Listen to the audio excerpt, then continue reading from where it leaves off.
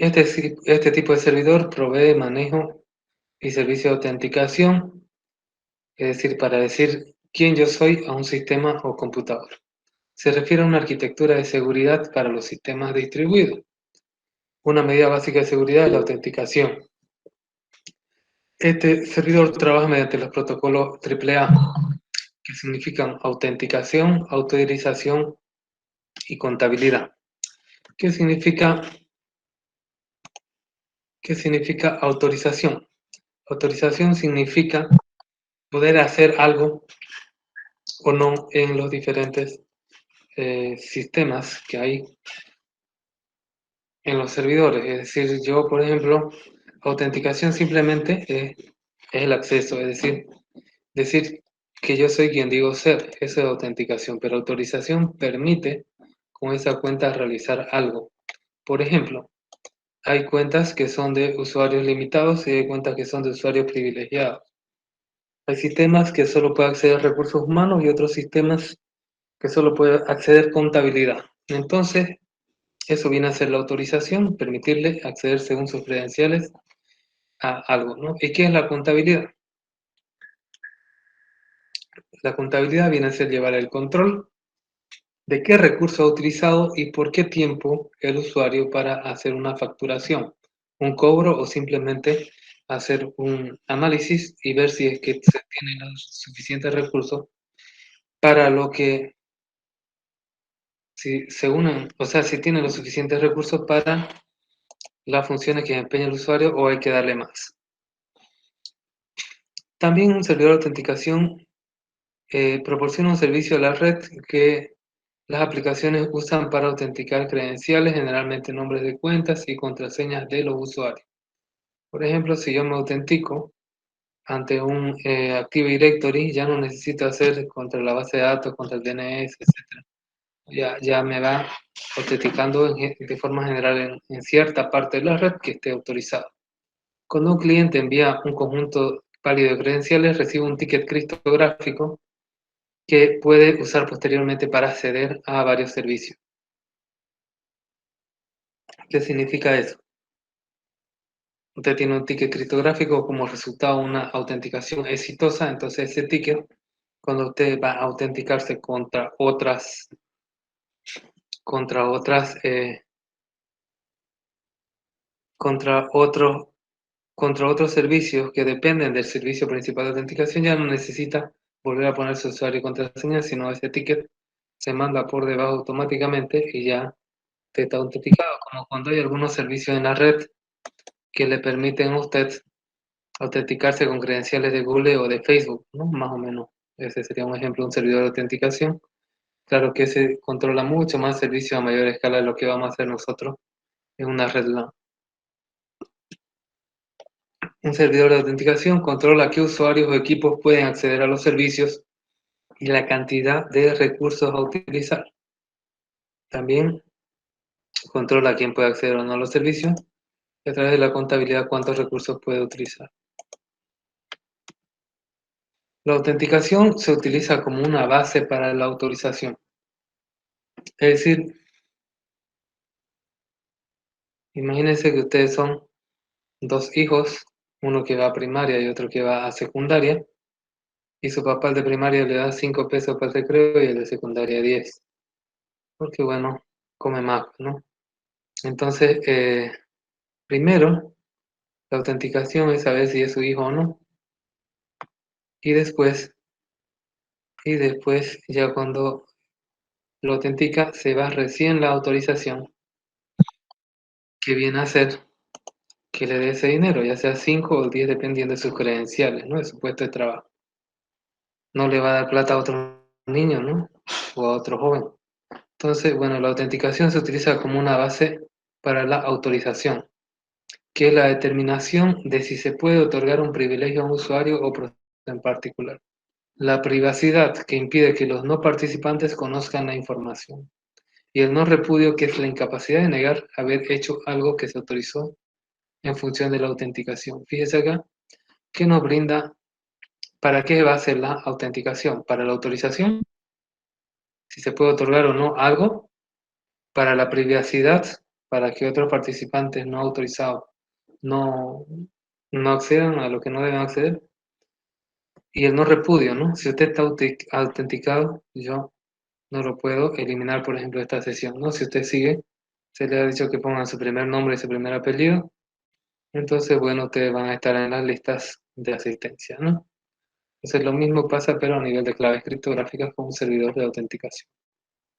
La autenticación es un proceso que autentica una entidad que proporciona una evidencia digital específica de que actúa como un identificador.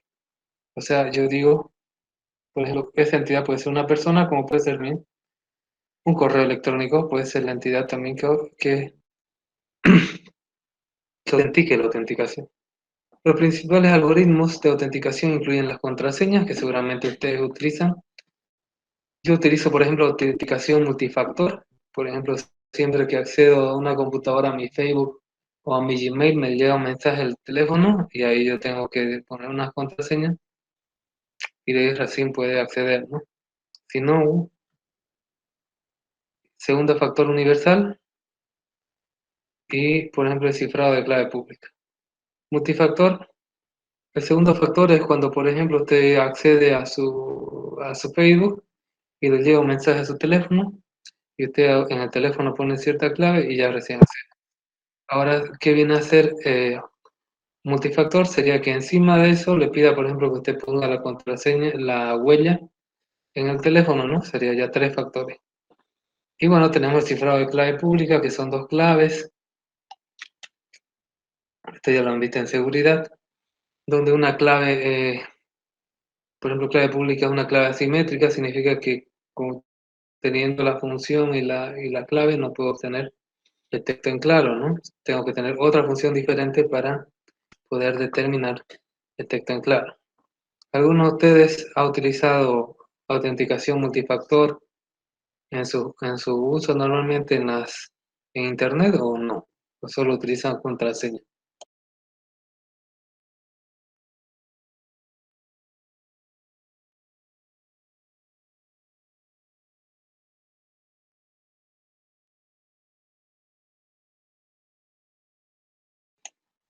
Domenico utiliza multifactor, dice, ¿no?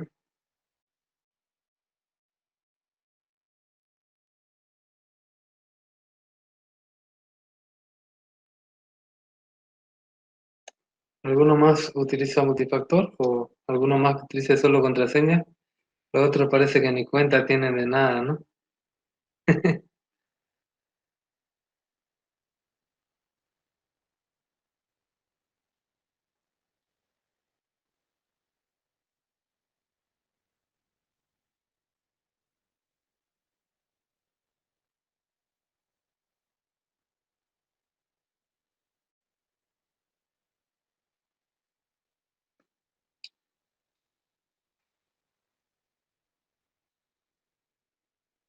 Ve unos que bien, ahí están participando.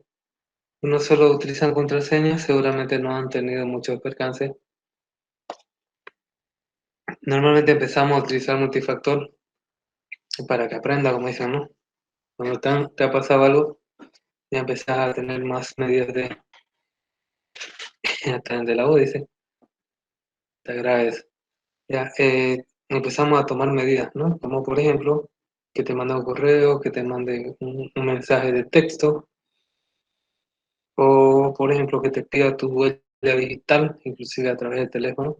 Todos esos son factores que se pueden añadir a la contraseña, ¿no? Porque mientras más factores tengas, más difícil es que te hackeen alguna cuenta, ¿no? Pero bueno, no hay nada tampoco que sea totalmente imposible de hackear, ¿no? Siempre va a haber que protegerse. Luego tenemos, dentro de los factores de autenticación, la autorización que determina si una entidad está autorizada para llevar a cabo una actividad determinada controlando el acceso a ciertas aplicaciones. Por ejemplo, ustedes presentan su carnet de estudiante y pueden ingresar a la universidad, pero si ustedes quieren meterse a la sala de docentes, no, pues no sirve ese carnet, ¿no? Porque ustedes no están autorizados a esa parte de la universidad. Entonces, bueno, se determina si una entidad está autorizada para llevar a cabo una actividad determinada, ¿no? Esa autorización. Por ejemplo, ustedes van a tener en un sistema usuarios que son cajeros, usuarios que son contables, que se dedican a la finanza, etcétera. Entonces, qué sistemas se pueden habilitar, ¿no? O qué computadoras pueden hacer, ¿no? Por ejemplo, si ustedes a los routers, a los switches le crean, hay un encargado de, qué sé yo, del data center que está en Linux y otro en data center en los Windows. Entonces ustedes a los servidores y switches y routers que sean del uno, ustedes le van a crear contraseñas solo para ese lado, ¿no? No para el otro. ¿Y qué es contabilidad? Contabilidad, en inglés viene a ser accounting. Lo que pasa es que contabilidad sería contabilización, sería la traducción más exacta, pero contabilidad es una buena traducción porque se utiliza bastante, pero normalmente lo llevamos al punto de vista de los estados financieros, ¿no? Pero en lo que es tecnologías de la información, ¿qué diremos de la contabilidad? Es el seguimiento del consumo de los recursos de los sistemas operativos y la red por parte de los usuarios, con el fin de medir la capacidad y hacer un análisis de tendencia. ¿Ya? Entonces, ¿qué es lo que nosotros hacemos? Medimos la capacidad a través de la contabilidad y hacemos un análisis de tendencia. ¿Alguien sabe para qué le interesa a la empresa, ¿ya?, hacer un análisis de tendencia del uso de los diferentes sistemas de TI? ¿Por qué creen que se hace un análisis de tendencia?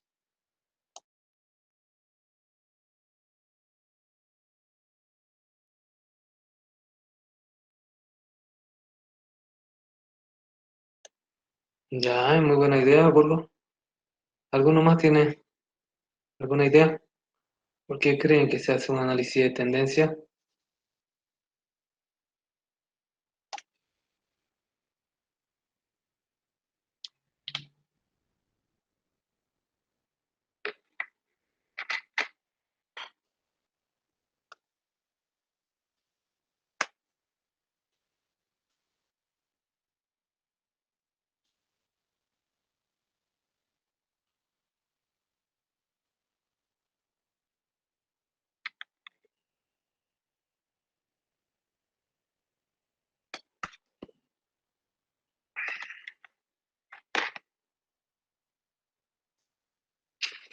Bien, bien, bien. Ya, entonces, si queremos nosotros, se necesita destinar más recursos, por ejemplo, al área de sistemas, al área de recursos humanos, más computadoras, más ancho de banda, todo eso, por eso yo hago un análisis de tendencia. Y eso deriva dinero, ¿no? Pagar más dinero. Entonces mi situación actual, tal vez yo digo, tengo, por ejemplo, 5 vendedores. Cada uno me vende 100 pesos y necesita 10 megas. Cada uno tiene 15 megas. Pero yo veo que uno de esos vendedores está vendiendo, en vez de 10 pesos, está vendiendo 11. La siguiente semana está vendiendo 12 y ya no utiliza los 10 megas, sino 11, 12. Entonces, sé que tengo que aumentarle mega, sé que tengo que aumentarle ancho de banda porque me está siendo útil para mi negocio, ¿no? Entonces, si yo no hago un análisis de tendencia, va a pasar lo que pasa en Bolivia, ¿no? Que los mejores profesionales a veces están en los peores puestos. Y bueno, no, los que no te sirven son los que están ganando más dinero, entonces no hay una buena distribución de los recursos, ¿no? Y en el caso de TI también pasa, donde más se usan recursos, ahí es lo que se debe dar, ¿no? No porque sea el gerente o el dueño va a tener más recursos que, por ejemplo, el administrador de TI, ¿no? Se puede hacer la contabilización o la contabilidad por tiempo, que mide el uso de los recursos, o también por lotes, que es la cantidad de información almacenada. Se puede dar un lote, una cantidad de espacio o de mega, y se puede medir por bloques o lotes en vez de ser por el tiempo de uso. Eso depende de la naturaleza de la empresa. Bien, acá tenemos algunos ejemplos de servidores de autenticación. Tenemos acá Kerberos, que es este servidor de aquí, que es un servidor de autenticación, que se le da un requerimiento De ahí se le responde, de ahí se da la autenticación y se puede, por ejemplo, a otro servidor de servicio se le puede pasar esa información que ya aquí se le ha dado un toque, ¿no? Tenemos TACAS, que es el servidor más fuerte que está a nivel no solo de servidores, sino también a través de equipos de red, como un router se lo puede configurar. Tenemos Radius, que es un servidor bastante utilizado, que ahí se guarda una base de datos de usuario, similar a este, pero a diferencia que el cliente es el que da el toque, siempre los servidores van a preguntar al servidor Radius. Tenemos otro no muy conocido, yo de hecho nunca lo he utilizado, que se llama Diameter, que permite también hacer una autenticación genérica en la fase de inicio, ¿no? Que es un servidor un poco más avanzado. No sé si alguno lo ha utilizado, yo he utilizado Radius para lo que son sistemas uniplataforma y para sistemas multiplataforma he utilizado Kerberos. Está que he utilizado en lo que son las prácticas del CCNA como instructor y como alumno, pero en la vida real no he utilizado TACAS. No sé si alguno ha utilizado el servidor de autenticación o no. No tan nuevito en esto.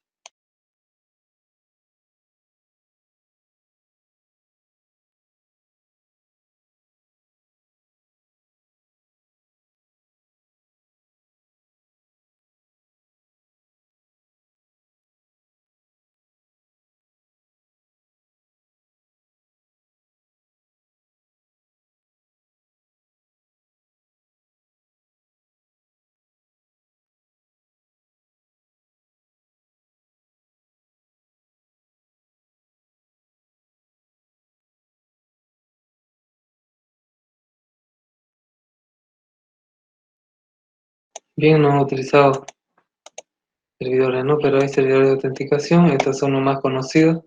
Seguramente el primero que van a configurar va a ser un radio, de ahí un Kerberos, después un TACAS. No sé si van a configurar un diámetro. Vamos a hablar ahora de servidores de almacenamiento. ¿Qué es un servidor de almacenamiento? Acá veo dos ejemplos, RAID y hosting. Son dos tipos de almacenamiento diferentes que se utilizan bastante. Pero un servidor es un computador, ¿no? Especialmente diseñado con arquitectura de alto rendimiento.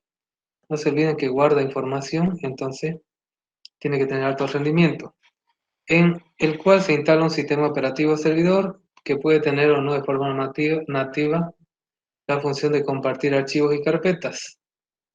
Como vamos a almacenar, pues tiene que compartir archivos y carpetas. Y bueno, puede ser esta compartición puede ser de forma de solo lectura o escritura también, según los permisos del administrador, ¿no? Asignados por el administrador. Soportando un alto número de conexiones simultáneas a ciertas carpetas y archivos mediante diversos tipos de redes. LAN, VLAN, WAN Internet, VPN, WLAN, etc. Un servidor de almacenamiento se utiliza primordialmente para compartir y almacenar grandes cantidades de información generadas en la empresa. En los centros de contacto, call center, permite almacenar enormes volúmenes de archivos de audio procedentes de las llamadas telefónicas, mientras que su centro de datos almacena todo tipo de documentos para su procesamiento. Algunas de las suites de software comercial que se instala en un servidor de aplicaciones y además requiere un dispositivo extra, ¿no? Un servidor storage, en el cual almacenar la información generada por tal software. De este modo se reduce la carga de procesos y almacenaje del servidor principal. Tenemos algunos tipos de servidores, por ejemplo, file server o servidor de archivos, un NAS, un almacenamiento conectado a la red, un SAN, red de almacenamiento, un HA, un clúster de alta disponibilidad, RAID, es un grupo matriz redundante de disco independiente, y hosting, que viene a ser almacenamiento en la nube, ¿no? O en el cloud. Tenemos acá almacenamiento conectado a la red. Viene a ser, tenemos diferentes servidores y el servidor de almacenamiento se conecta a la red. Este es un NAS. ¿Ya? Viene a ser un servidor, un equipo. Ya tenemos diferentes que también podrían estar en RAID. Ya, es un equipo este negro de acá que se conecta a la red y bueno, ahí se guarda información, ¿no? Es un servidor dedicado y centralizado. Nos permite conectar a múltiples servidores, en este caso web, eh, para guardar su información. Cada servidor web accede a los mismos datos que obtienen una experiencia de usuario unificada y la integridad de los datos. Dividir su almacenamiento y servidores web también le permite especializar su hardware de red de almacenamiento, al igual que usar alta capacidad de disco duro y RAID de hardware, administrar su almacenamiento y servicios web independientes. Acá tenemos un NAS redundante que te permite hacer dos conexiones en la red, ¿no? Tiene solo una IP virtual única, pero en realidad son dos servidores, ¿no? Aquí tenemos un ejemplo de eso. Una arquitectura redundante NAS agrega un segundo servidor de almacenamiento con conmutación por error. Y si falla, le da, ¿no? Hay un secundario y hay un primario. Incluye una copia en caliente de sus datos. Ambos están configurados en la misma red local y comparten una misma dirección IP. Si alguna vez uno de los dos servidores de almacenamiento redundante tiene imperfectos o no están disponibles, usted y sus servidores web todavía tendrán acceso a sus datos en el servidor de conmutación por error. Aquí tenemos utilidades del NAS, unidad de almacenamiento, copia de seguridad y restauración, crear una nube privada, descargar peer-to-peer, compartición de archivos, volúmenes a SCSI, centro multimedia, servidor web, servidor FTP para compartir archivos, servidor de VPN o virtualización. Todas estas aplicaciones se le puede dar a un NAS.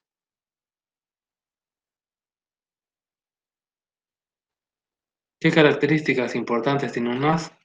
Procesador y memoria RAM propios del NAS, cantidad de bahías, o sea, de ranura y de almacenamiento total necesarias para el NAS, sistema operativo y aplicaciones disponibles y discos duros usables. Aquí tenemos el NAS, ¿no? Tenemos el SAN, que viene a ser, fíjense, una red, ¿no? Aquí está la red, en cambio aquí está la red y acá está el NAS, ¿no? Tenemos otro que viene a ser el DAS, que es la forma distribuida, y tenemos una red de almacenamiento, ¿no? Que viene a ser el SAN. Entonces, depende de dónde está el software y dónde está la conexión a la red, es lo que se diferencia en cada una de estas terminologías. Tenemos el SAN, es una red de almacenamiento. Proporciona una serie redundante de discos que son considerados como un volumen local por la red y por los servidores de base de datos que se conectan a ellos. Aquí tenemos nosotros servidores de base de datos y tenemos acá una matriz. Es toda una red de discos. Al igual que la arquitectura NAS, la red SAN proporciona datos de forma unificada, pero una red SAN puede ser aún más rápida para el almacenamiento intensivo de entrada y salida y para el alojamiento de base de datos porque se ve como si fuera un volumen local, ¿no? Son muchos discos. Tenemos acá el clúster de alta disponibilidad. Aquí tenemos dos enlaces para formar ese clúster. Un clúster de servidores de alta disponibilidad consiste en dos o más de cada uno de los servicios. Servidores web, dos o más. Almacenamiento de archivos, dos o más. Y servidores de base de datos, dos o más. Con distribución de tráfico mediante un equilibrador de carga. Aquí tenemos un equilibrador de carga entre los dos switches, ¿no? Y entre los dos discos. Y entre los dos bases de datos. El equilibrador de carga garantiza que el tráfico se envíe al servidor en funcionamiento de conmutación por error en caso de que falle el hardware o la aplicación. El mismo caso para los servidores web o base de datos. Bien, vamos a hablar de los RAIDs, que es algo muy interesante.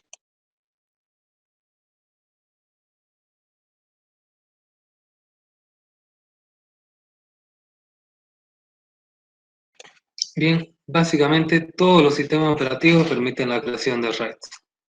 Si un sistema operativo no permite, si un sistema operativo no permite RAIDs, es que no es un sistema operativo para ser usado en la red en los tiempos actuales como servidor. RAID de discos duros, básicamente RAID es un acrónimo del inglés que significa Redundant Array of Independent Disk o arreglo redundante de discos independientes. literalmente matriz de discos independientes redundantes. Aunque no todos los sistemas RAID proporcionan redundancia. Ojo, no todos son redundantes, algunos te proporcionan otras cosas como velocidad, pero básicamente el 99% sí son redundantes. La finalidad de un RAID de discos es la de proteger los datos en caso de que falle un disco duro. O en algunos de los casos tiene como función principal mejorar la velocidad de lectura de los discos duros que conforman un único volumen. Ahí en la gráfica se ven 4 discos duros y puede ser que lógicamente se vean como uno o se vean como dos, dependiendo del tipo de RAID que se va a utilizar. En otras palabras, consiste en crear un único volumen con varios discos duros funcionando en conjunto. Y con este conjunto se puede conseguir redundancia, tolerancia a fallos en caso de que uno falle, conocido como el disk monitoring, o mayor velocidad, conocido como disk stripping.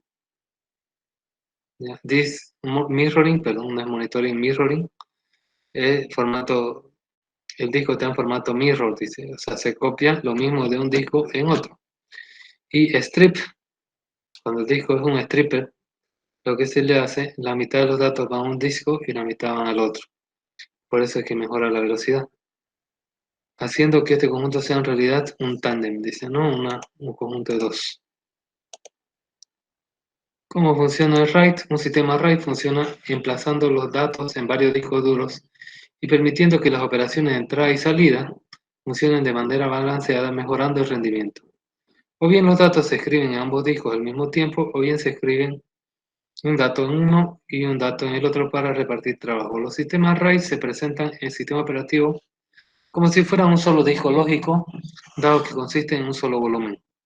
Para que un sistema RAID funcione, es necesario la presencia de una controladora RAID, y puede ser bien por hardware o por software. Actualmente la mayoría de las PC usuarios ya cuentan con una controladora RAID por software integrada a la BIOS de la placa base.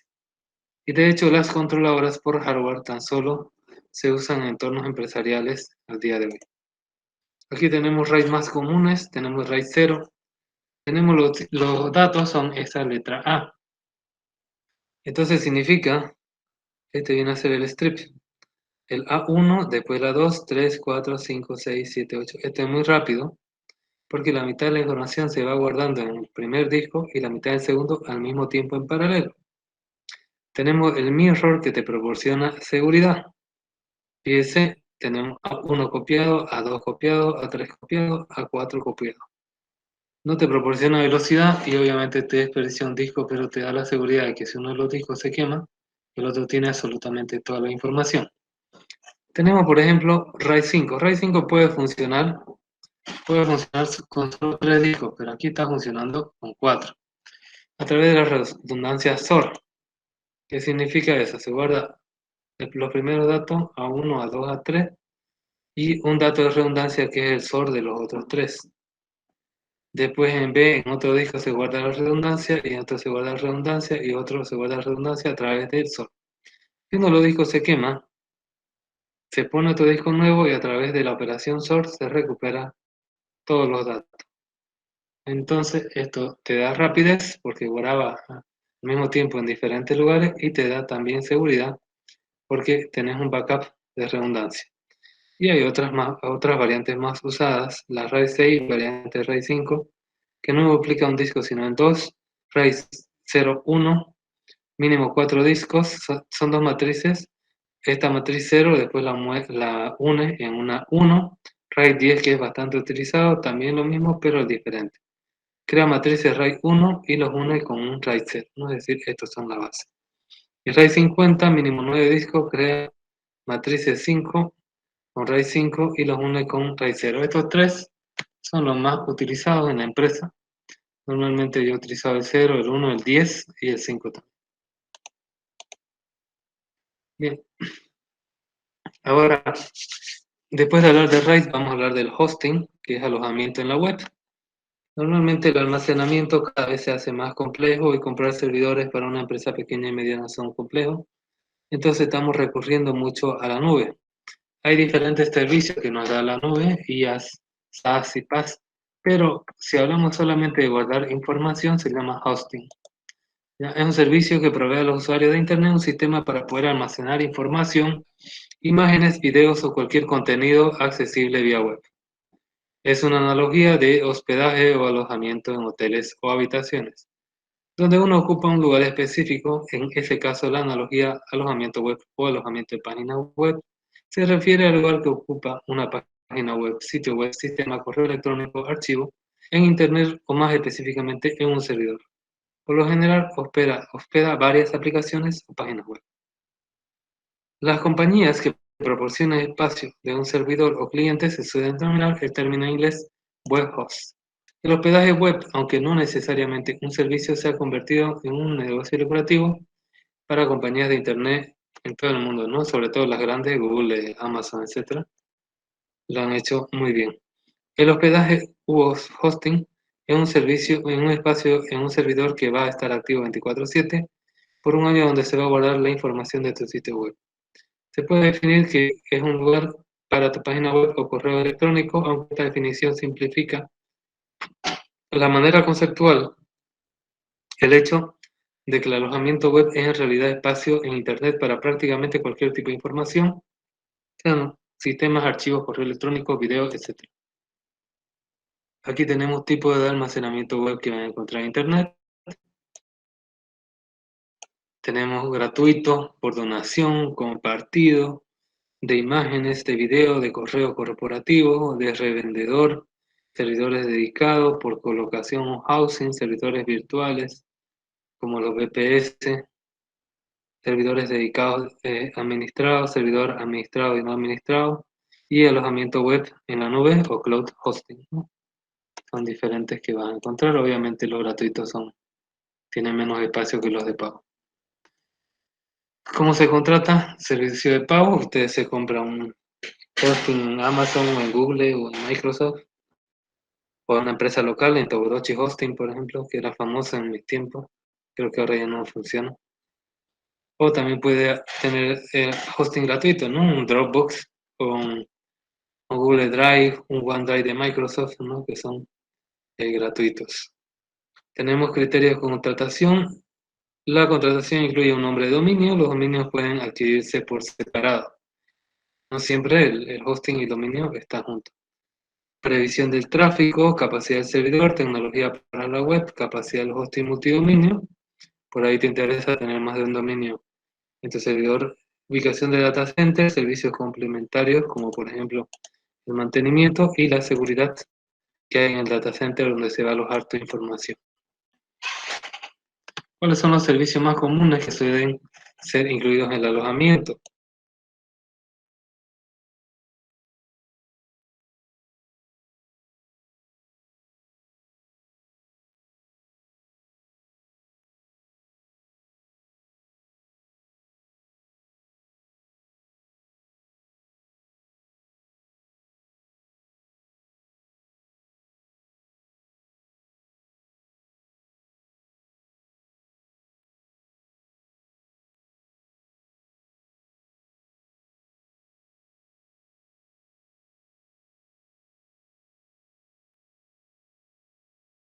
Bien, entre los servicios comunes tenemos alojamiento de archivos, obviamente para archivos de subida, descarga, edición, borrado, archivos FTP, creación de base de datos, normalmente con MySQL a través de PHP MyAdmin, sobre todo para los servidores Linux, que son bastante utilizados al día de hoy.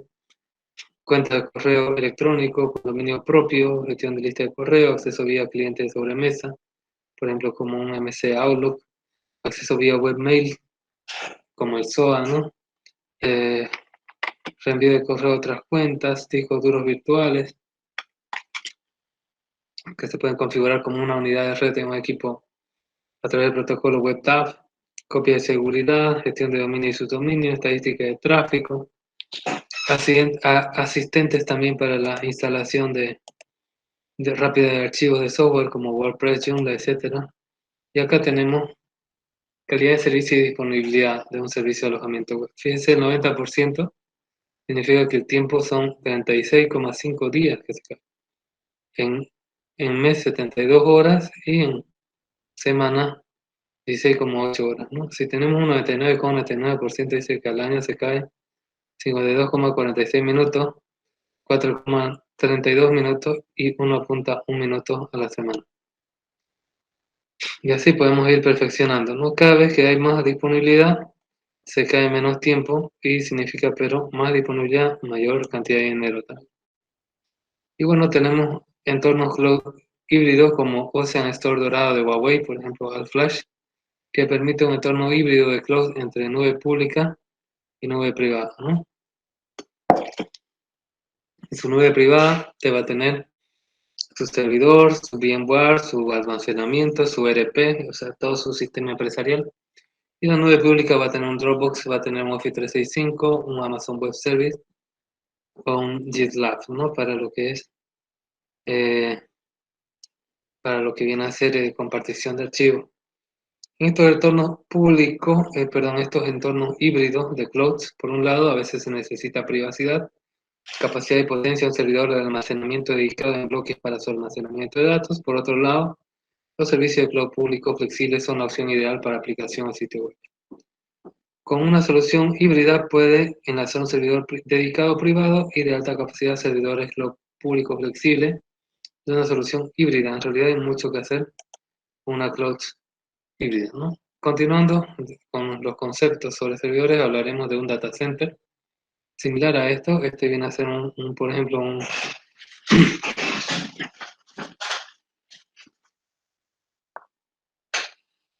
bueno, aquí vienen a ser unos equipos de comunicación que están conectados con cables de bastante velocidad.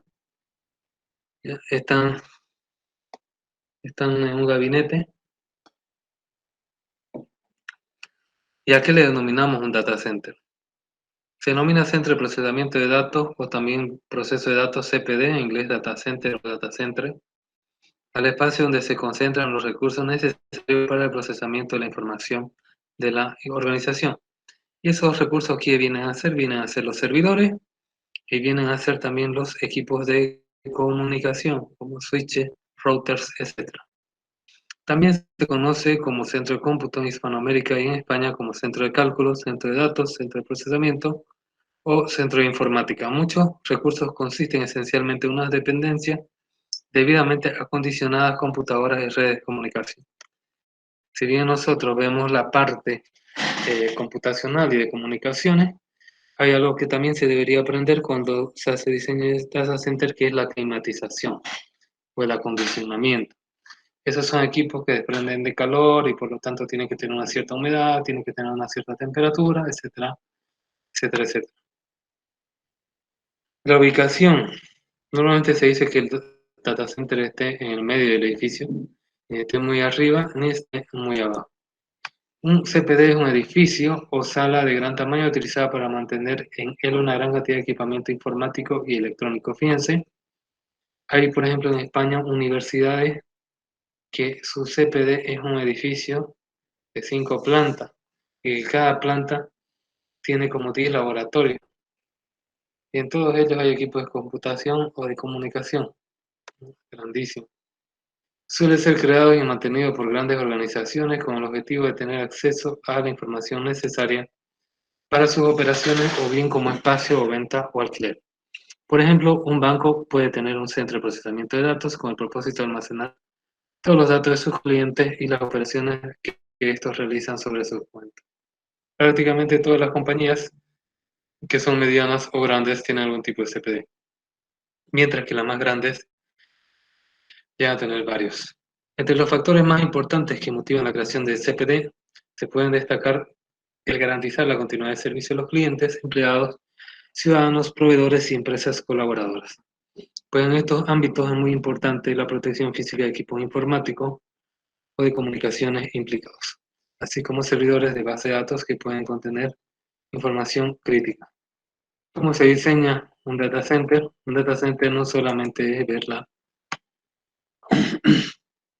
la configuración de servidores y equipos de comunicación que van a estar en tus diferentes gabinetes, sino que tenés que ver otras cosas, ¿no? Cuando se diseña el data center, comienza por la elección de la ubicación geográfica y requiere el equilibrio en varios factores, ¿no?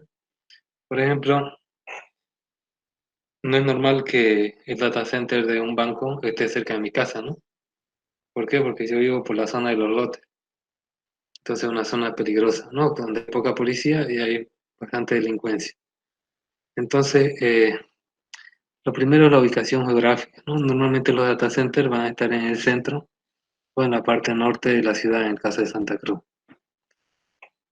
Después hay otros factores como por ejemplo el costo económico, coste del terreno, impuestos municipales, seguros. Por ejemplo, ustedes se ubican, ¿no? El aeropuerto Viru Viru, Valle Sánchez, esa zona ya no pertenece al municipio de Santa Cruz, ya es parte del municipio de Guarna, está a las afueras de Guarna, muy a las afueras de Guarna. Y bueno, mi casa, por ejemplo, está en los lotes, cerca del Palmar del Oratorio, y es municipio de Santa Cruz. Ahora, por ejemplo, en cuanto a impuestos, en mi casa debería ser más caro porque está, está más céntrico, se puede decir, a una ciudad capital departamental. En cambio, la zona de Valle Sánchez pues está más lejos, ¿no? No está ni cerca de Guarna Ciudad ni de Santa Cruz. ¿Cuál de las dos ubicaciones ustedes considerarían para el data center? ¿Qué dicen?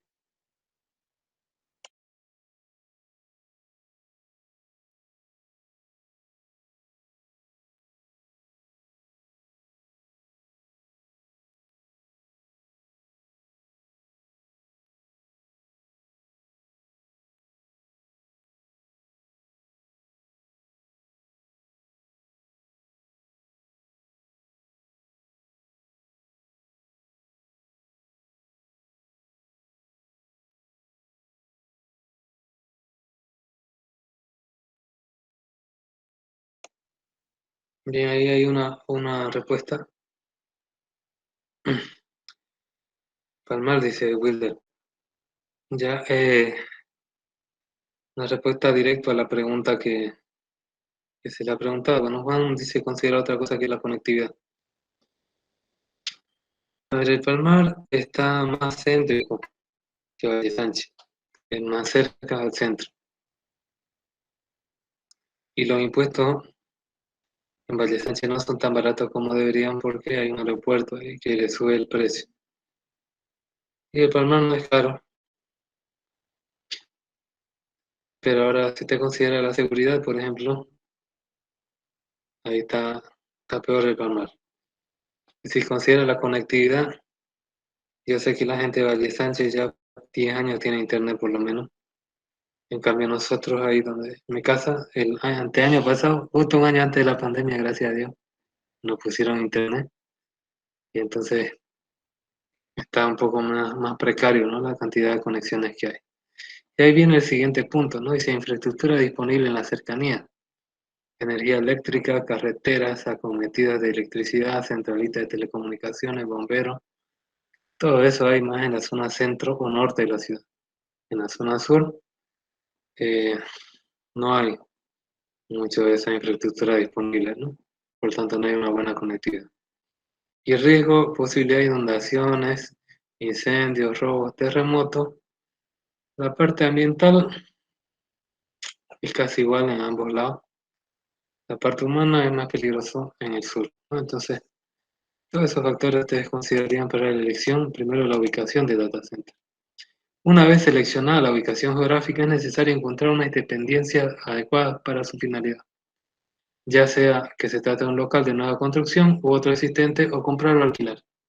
Algunos requisitos que requieren, o sea, ya el amoblamiento, son la doble acometida eléctrica, muelle de carga y descarga, montacargas y puertas anchas, altura suficiente de las plantas, medidas de seguridad en caso de incendio, inundación, drenaje, extintores y adecuación, puertas ignífugas para que no se quemen, aire acondicionado teniendo en cuenta que se usará para la refrigeración de equipo informático, almacenes, orientación con respecto al sol si es que da al exterior, ¿no? Entonces, una vez que ya ustedes saben dónde van a ubicar su data center en la ciudad, obviamente se les dio anteriormente dos opciones porque es lo que la empresa tiene de dinero, ¿no? Si no, ustedes decían, pues en el centro de la ciudad, obviamente todo. Después de eso, ustedes tienen que encontrar una ubicación o construir una dependencia, o sea, una casa o un edificio que le brinde todas esas cosas que se pide acá, ¿no? Y ahí ganaría Warner, ¿saben por qué? Porque ahí tenemos la hidroeléctrica de Warner que le proporciona conectividad eléctrica a empresas. En cambio, en Palmar solo tenemos la red de CRE, ¿ya? Y en el norte también está la red de CRE. Significa que va a tener doble acometida eléctrica y eso para cualquier empresa que tenga un data center es una maravilla y es un lujo tremendo, ¿no? Y luego, cuando se disponga el local adecuado, siempre es necesario despliegue de infraestructura, ¿no?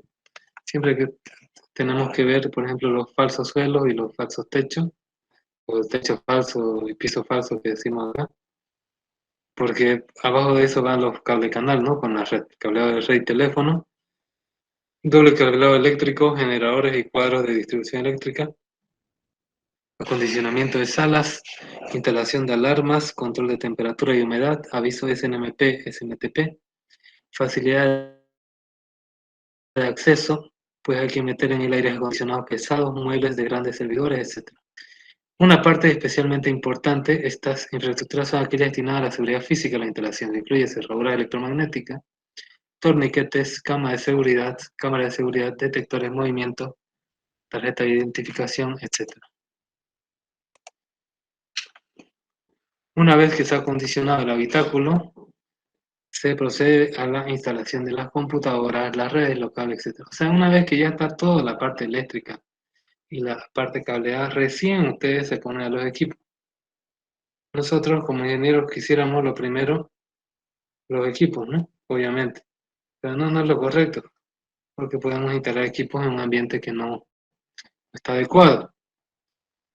Esta tarea requiere un diseño lógico de redes y entornos, sobre todo en las áreas de seguridad.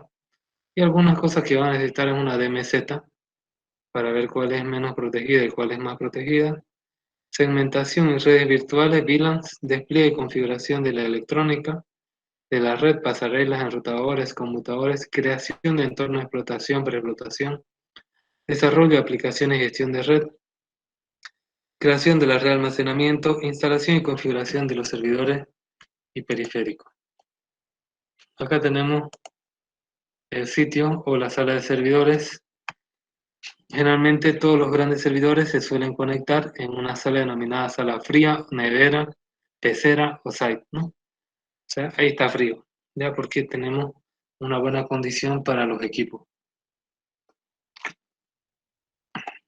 Esta sala requiere un sistema específico de refrigeración para mantener una temperatura baja entre los 21 y los 23 grados Celsius, necesario para evitar averías en las computadoras a causa del sobrecalentamiento.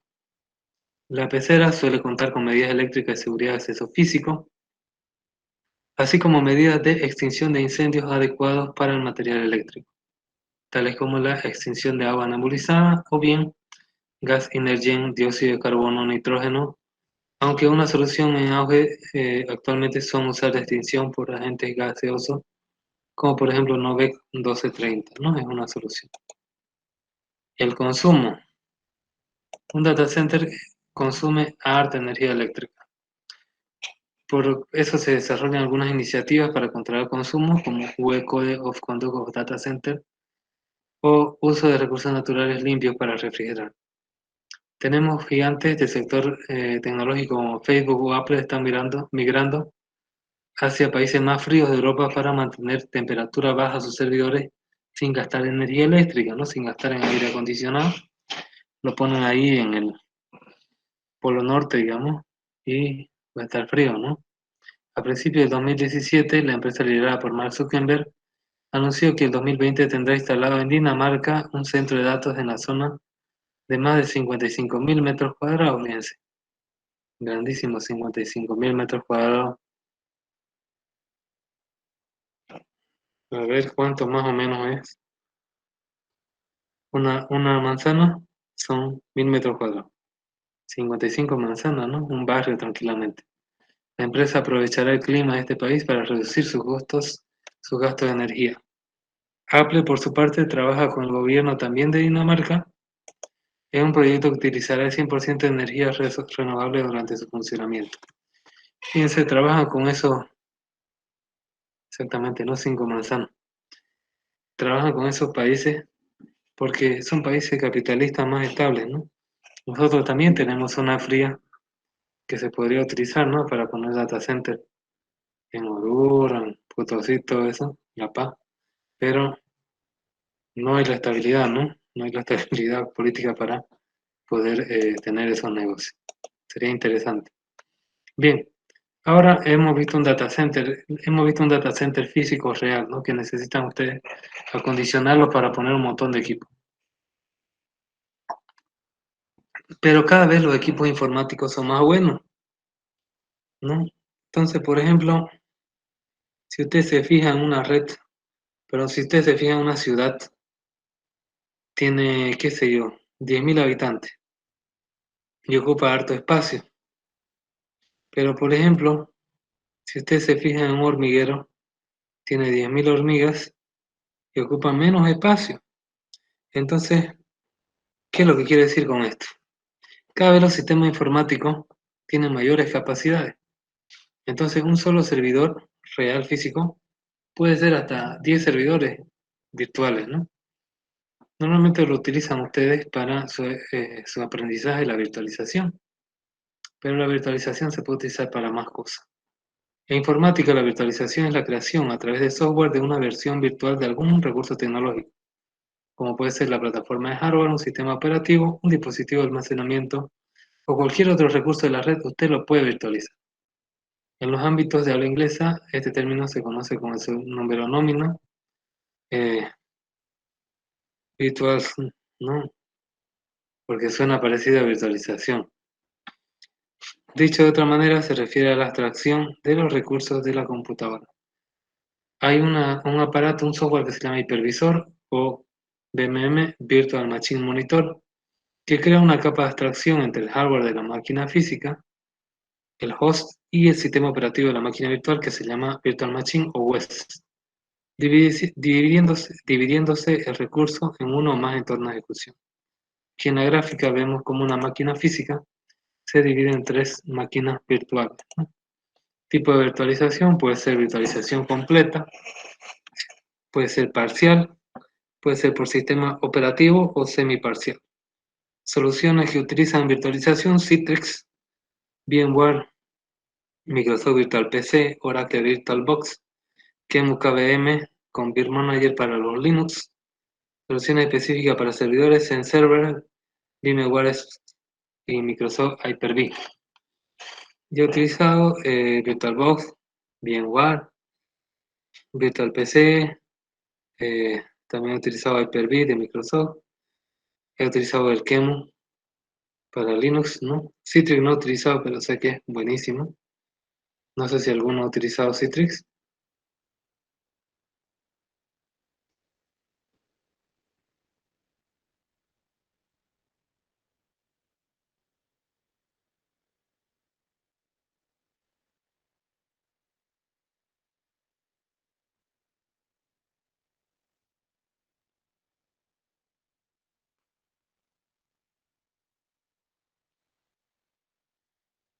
¿Alguno ha utilizado Citrix o algún otro virtualizador que no esté acá en la lista?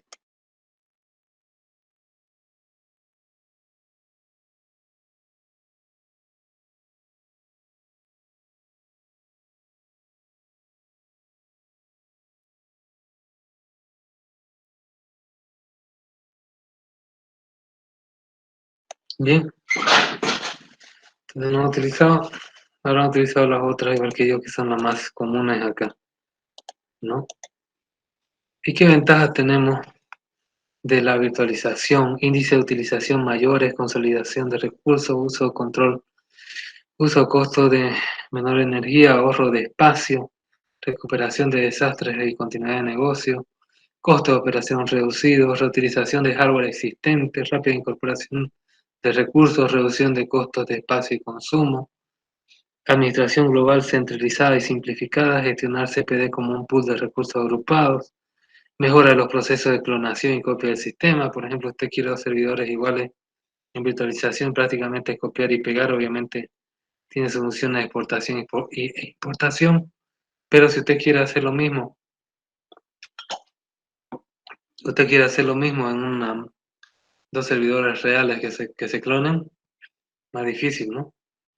Tenemos también aislamiento entre máquinas, mejora el TCO y el ROI, el retorno de inversión, reduce los tiempos de parada, migración en clientes a máquinas virtuales, balanceo dinámico de máquinas virtuales, contribución del medio ambiente, lo que se llama Green IT o tecnología verde, alta disponibilidad también, ¿no?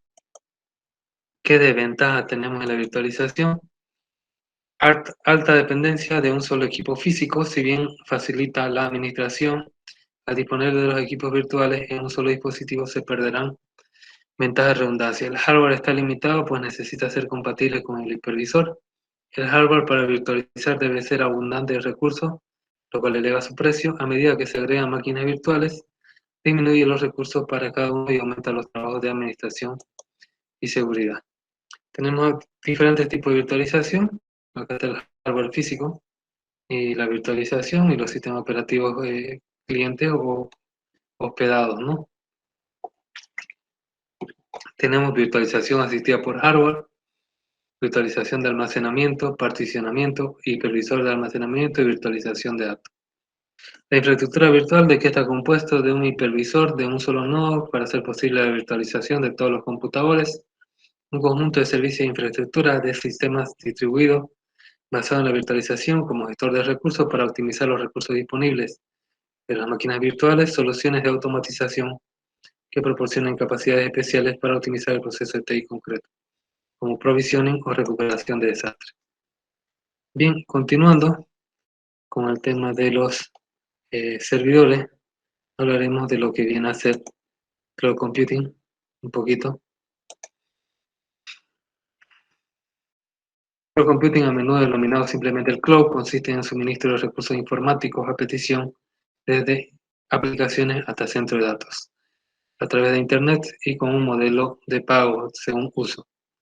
Tenemos que son recursos flexibles, aumente o reduzca los recursos de forma rápida y sencilla para cubrir su demanda, servicio medido para que solo pague lo que utilice, pero usted tiene que leer bien lo que está contratando porque a veces se le va la plata en una letra chiquitita que usted contrata sin darse cuenta.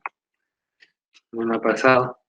Y autoservicio, todos los recursos de TI que necesita con acceso de autoservicio, es decir, usted mismo se va descargando si necesita servidores, switches, sistema operativo, base de datos, etc. Es autoservice. Y la computación en la nube puede servirle tres cosas, ¿no? Infraestructura, estamos hablando de computación, o sea, equipo hardware, almacenamiento y también redes. Plataforma, estamos hablando de sistemas operativos, que vienen a ser base de datos, colas, ejecución, identificación y almacenaje y aplicación. Contenidos, telemedicina, redes sociales, finanzas, colaboración. Y todo eso puede ser accedido desde teléfonos, tabletas, computadoras de sobremesa, servidores o portátiles, ¿no? Todo lo que está en la nube. Características esenciales de la cloud computing: autoservicio bajo demanda, amplio acceso y ubico a todas las redes, es decir, de donde usted se conecte, usted va a poder acceder a su servicio de cloud computing. Ubicación transparente y agrupación de recursos, rápida elasticidad, servicio medido. Características claves: autorreparable, agilidad, costo, escalabilidad y elasticidad. Virtualización, disponibilidad de la información, rendimiento, seguridad y mantenimiento.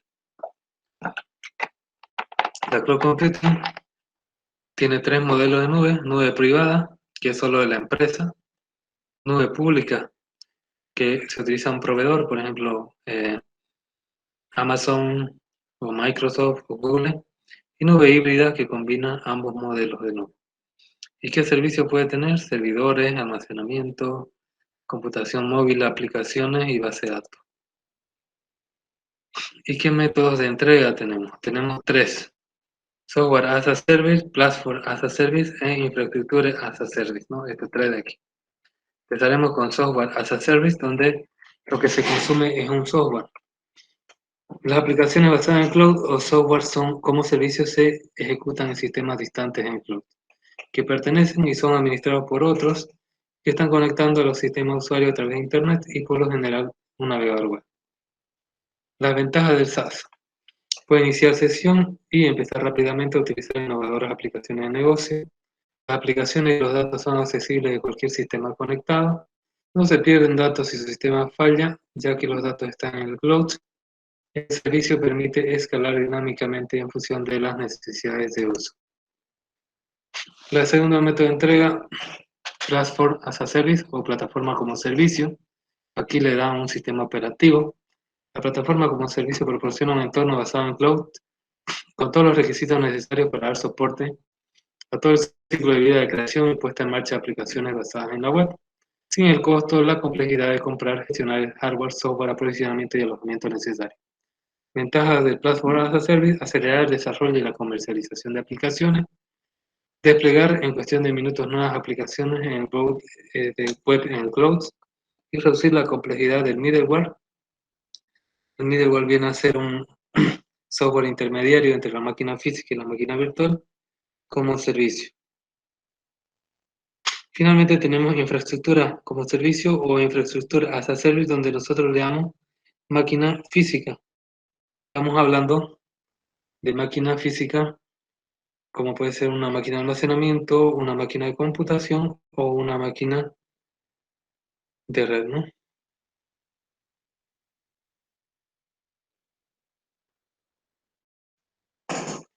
La infraestructura como servicio proporciona empresas recursos informáticos, incluyendo servidores, redes de almacenamiento, espacio en el centro de datos como pago en función de uso.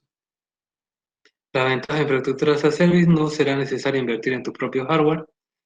La infraestructura se escala on demand, es decir, en demanda, según lo que necesite, se va comprando más equipo, se va alquilando en realidad, para dar soporte a las cargas de trabajo dinámicas y servicios flexibles innovadores disponibles en demanda, bajo demanda, ¿no?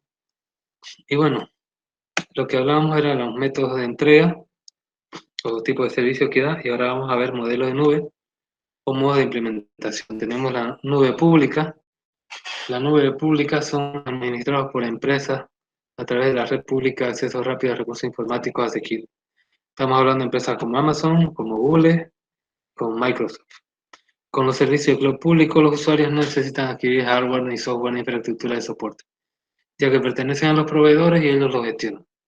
Aspectos clave del cloud público: innovadoras aplicaciones de negocio del SaaS serán aplicaciones que abarcan desde la gestión de recursos de cliente, como los CRM o los ERP, hasta la gestión de transacciones y analítica de datos. Infraestructura como servicio flexible y escalable para servicios de almacenamiento de informática constante y potente, PaaS, plataforma como servicio para entornos de despliegue, desarrollo de aplicaciones basadas en clouds. Por otro lado tenemos la nube privada. Un cloud privado se trata de una infraestructura que utiliza solamente la organización. Ustedes pueden tener un software como OnCloud, por ejemplo, y montar una nube privada en su propia empresa, ya sea gestionada internamente o por terceros y alojada internamente o externamente. Los cloud privados aprovechan la eficiencia del cloud a través de ofrecer mayor cantidad de control de los recursos y evitan la multitenencia, o el multitenance, ¿no? Multialquilar. Aspectos clave del cloud privado: usa una interfaz de autoservicio que controla los recursos, lo que permite al personal de TI suministrar, asignar y distribuir los recursos de TI on demand de forma rápida. Gestión altamente automatizada de agrupaciones de recursos desde la capacidad informática, almacenamiento, la analítica y el middleware. Seguridad y gobierno sofisticado diseñado para cumplir los requisitos específicos de una empresa. Finalmente tenemos el modo compartido entre la nube privada y la nube pública, que se llama la nube híbrida. Un cloud híbrido utiliza una base de cloud privado combinada con integración estratégica y el uso de servicios de cloud público. En realidad, un cloud privado no puede existir aislado de los recursos TI de una empresa ni del cloud público. La mayoría de las empresas con cloud privados evolucionan para gestionar carga de trabajo en todos los centros de datos, cloud privados y cloud públicos, creando así cloud híbrido. Normalmente usted tiene su data center por ejemplo, acá en la universidad, y llega un momento que ya no hay espacio físico inclusive, y se empieza a contratar servicios públicos. Entonces, ¿qué pasa? Hay un cloud híbrido, ¿no? Porque tenemos parte privada y parte pública. Aspectos claves del cloud híbrido: permite que todas las empresas mantengan las aplicaciones críticas y los datos confidenciales en el entorno de centro de datos tradicional o en un cloud privado. Permite beneficiarse de los recursos del cloud público como SaaS para obtener aplicaciones más recientes y la infraestructura IaaS para obtener recursos virtuales de forma flexible. Por ejemplo, si yo quiero el día de mañana un servidor de última generación, tengo que pagar $5,000. Si yo lo alquilo, pago, no sé, 50 pesos diarios. Entonces, me ahorra. Bueno, a lo largo todo es caro, ¿no? Pero me ahorra a corto plazo. Facilita la portabilidad de datos, aplicaciones y servicios y otras opciones de modelos de despliegue. Tenemos también nube comunitaria, que es otro tipo de nube, que esto no es comercial. Ya según Joyanes Aguilar, en el Instituto de Estándares y Tecnología, el NIST, define el modelo como aquel que se organiza con finalidad de servir una función o propósito común, seguridad política, las cuales son administradas por organizaciones constituyentes o terceras partes. Por ejemplo, si es que la alcaldía da internet en la Plaza 24 de septiembre. Y tenemos también multiweb. Los multicloud son sistemas de TI que incluyen más de una nube pública o privada y pueden conectarse en red o no. Surge por mayor expansión de las organizaciones, de manera que las empresas, al aumentar su servicio, obtienen un mayor número de clientes que a su vez demandan nuevas aplicaciones que satisfagan sus necesidades. Tenemos aquí ventajas de la computación en la nube: ahorro de costo, confiabilidad, manejabilidad, implementación de últimas tecnologías. Desventajas de la computación en la nube: falta de tiempo, seguridad, dependencia del proveedor, control limitado, ¿no? No sabemos qué hacen con nuestros datos. Almacenamiento gratuito: tenemos Mega, Pcloud, Mediafire, Dropbox, Box, Flip Drive, Google Drive, OneDrive, iDrive, Yandex, Sync, Amazon Drive, Wisi, Jump, Share, iCloud. Y servicio completo te da AWS, Amazon Web Service de Amazon, Azure de Microsoft o Google Cloud de Google, ¿no? Le puede dar todo el servicio completo, no solo como gratuito. Bien, con eso se acabaría lo que es la parte de servidores avanzados. No sé si tienen eh, alguna pregunta, un par de minutos.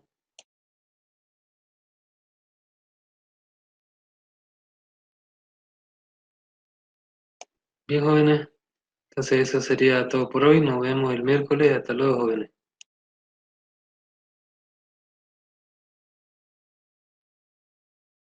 Hasta luego, ingeniero. Hasta luego, ingeniero.